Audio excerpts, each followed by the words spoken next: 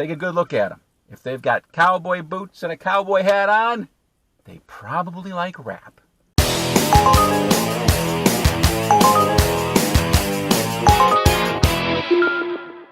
Hey, what's up, y'all? It's Steve with Mission Uber. It's the YouTube channel that documents my journey as I drive down the debt while having a little fun driving Uber, as I do it. Thank you, Mr. Dave Ramsey, for the inspiration. I'm about to go out on a Wednesday night, but first I wanted to give you my top 10. I see a lot of top 10s out there on Uber tips, and I want to call mine the top 10 practical Uber tips. And I'll be honest with you, a couple of these are going to be kind of controversial, especially with other Uber drivers. In my 8 months or so of driving Uber, I've experienced some things, and I think that it'll help you, especially if you're just starting out driving Uber or Lyft. I'm going to get to it. Here's number 10. Be ready to drive. Before you turn on the app and start waiting for a ride to come in, make sure your car's ready.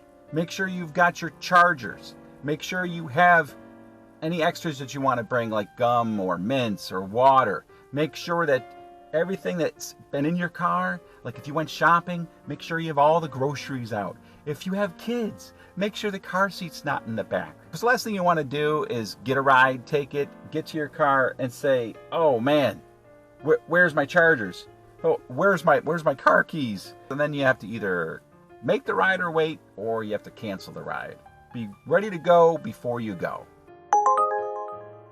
Make sure your car is clean on the inside and out. Vacuum your car. Wash your car. Go get your car washed. I did a video on that. Go ahead and watch it. It's really important to have a really nice car for your rider to get into. They don't want to get into no stanky, nasty, ugly car. They want to get into a nice car and feel good about who they're riding with. And also make sure your car smells nice. You know, get some of this. This is awesome. It's Febreze fabric spray. Smells so nice. So many different scents. I've had a number of riders get into my car and go, ah, your car smells so nice. They appreciate that. Be sure that your car is road ready. Don't be driving if you don't have faith that your car is going to make it. Do you feel this vehicle is safe for highway travel? Yes, I do. Yes, I really do. If you hear a knocking or there's a rattling or your car's shaking, don't take the baby out on the road. You do not want to get stranded on the side of the road with your rider. That would be really, really, really embarrassing. Check your headlights. Make sure they're both working. If you find out that your right light is, one of those lights are out, or a tail light's out, or blinker's out, don't go. Get it fixed before you go. The Uber and Lyft apps are pretty good, but they're not always accurate. A lot of times you'll be driving around an area where the app is telling you to go, and it'll take you to an address, but actually the rider is in another complex. Sometimes you'll be on a side street outside of a complex and you have to actually drive around to get to their address. Sometimes the address for like a hotel or something will actually be in the back of the hotel and you have to drive around to the front. It can get pretty aggravating. And if you can't find their spot, if you're lost, don't hesitate to call them through the app. It's very simple. You can text them or call them. They'll appreciate that. They don't want to sit there waiting for you anymore that you want to sit there waiting to try to find them. Or if you know you're on their street, but you can't see their house number, that's very common. Don't stress out about it. Just get as close as you can to where you think they are. Invest in an Uber or Lyft light. Put it on your windshield, and that makes it a lot easier for the rider to see, oh, there's my car right there. It's got the big red or blue light on, or pink light, or whatever it is for Lyft. And this is one of the controversial ones. The first part isn't, but the second part is, with Uber drivers. When your passenger opens the door, say hi and be nice with a smile. Make them feel comfortable and warm that you're there to help get them where they need to go. Hey, how you doing? Good. We got China, right? Yes. All right. All right, you see how I was there? She felt really comfortable right away because I said hi. Did you notice what I didn't do there? I didn't make her say her name first.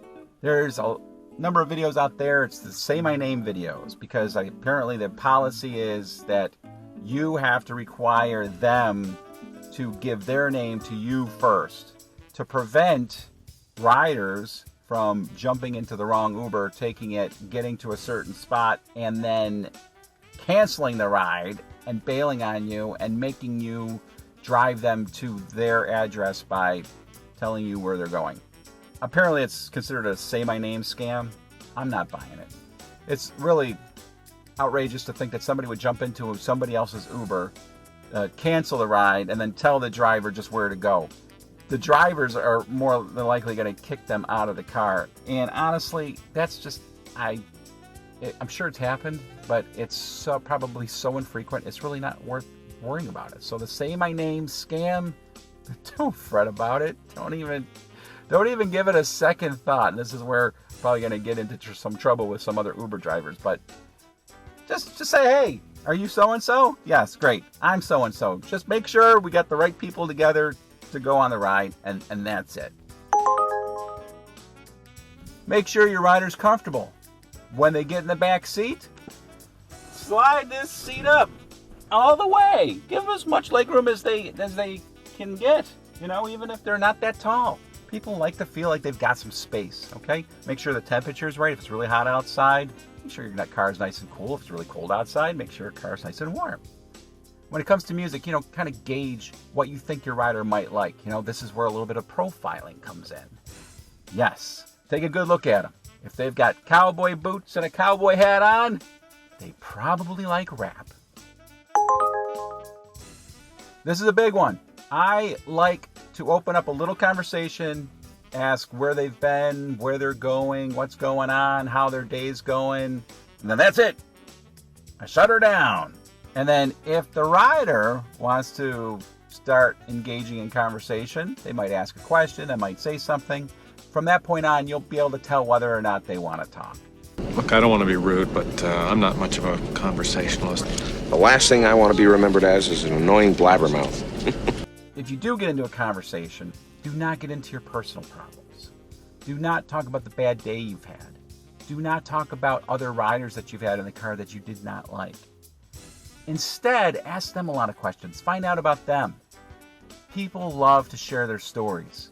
And that's a great way to, first of all, most importantly, get to know somebody and just have that human experience. But second of all, your tips will go up, okay?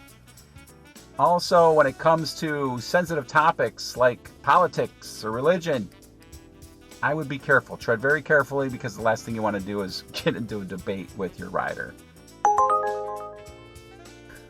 Do not drive like a maniac. Do not be jamming on the brakes and stepping on the gas and turning corners real fast so your rider's bouncing around in your car like a ping pong. Here we are. Oh, God, we made it! Home sweet home. Yay! And also, don't be honking your horn at everybody. I understand it can be frustrating out there, but if you're honking your horn and yelling at other drivers, that's going to make them feel really uncomfortable. So they're really putting their life in your hands. Their life in your hands. If your rider says, hey, take this road or that road to avoid this or that, because this road is really bad, or it's shut down, or I know a shortcut, just do it, baby. They can probably save you some time. And don't worry about them scamming you to another area. It just has never happened to me, and it probably happens, but it's so rare, it's not even worth putting your foot down to say, no, I'm sticking to the app. If the app is telling me to go this way, I'm going to go this way. Your rider can probably save you some time and aggravation if you listen to them about where to go and how they want to get there. And that brings us to number 1. And number 1 is going to be the most controversial of all. And I call it the let them do it and get through it tip. You'll have riders that are going to bring food into your car, or want to vape in your car, or they're going to want to sneak an extra rider into your car. You seat 4, they want somebody to sit on their lap. I once had 7 people in this car. It was a couple players from the Buffalo Bandits lacrosse team. 4 guys, 2 girls sitting on the lap, and a guy crawled in the back hatch. They had been drinking after a game. I was not happy. I saw they had about a mile to go to their destination. I let them do it to get through it. And here's why. People can be very obnoxious and entitled and assuming, and I totally get it. But I find that there are a lot of videos of confrontations online, and they are often started, number one, by the driver just not being nice. But number 2, the rider's asking for something, and they're trying to get a little more out of the driver than maybe they should, like a side stop or something. Instead of the driver just doing it, getting through it, right? Let them do it and get through it. They put their foot down. And now listen, I totally get it. If you do not want these things to go on in your car, then by all means, stick to your guns. But you'll find that there's probably less chance of confrontation. But if you are going to say no to something, like no, you cannot vape in the car, no, you can't have that extra person in the car, no, you can't bring that food in the car, you can't bring that drink in the car, then just be nice when you say it. Be really apologetic. I'm sorry, really. You can't vape in the car. You can go ahead and lie to them, you know. My wife will kill me if she smells vape in the car. That's a better way of handling it than saying, no, sorry, I'm not taking 5 people. This car is for 4. If you need to fit 5 people in a car, you call an Uber XL. You don't do it like that. You're just asking for trouble. Otherwise, just let them do it so you can get through it. That's going to be the most controversial tip I have. I totally get it. But kind of think of this. If they were your friends in the car, would you do it for them? Try to think of your riders as your friends. Those are my top 10 Uber tips. I hope you like them. I hope they help. Make sure you subscribe to my channel, hit the notification button, hit the like button. Comment below. What do you think of my tips? Are they good? Are they interesting? Are they helpful? Do they suck? I'd love to hear from you. Maybe you got some tips of your own. I got to do 10 more. I feel like there's many, many more that I can add. So I'll have a video like that coming out soon. This is Steve, Mission Uber. See you.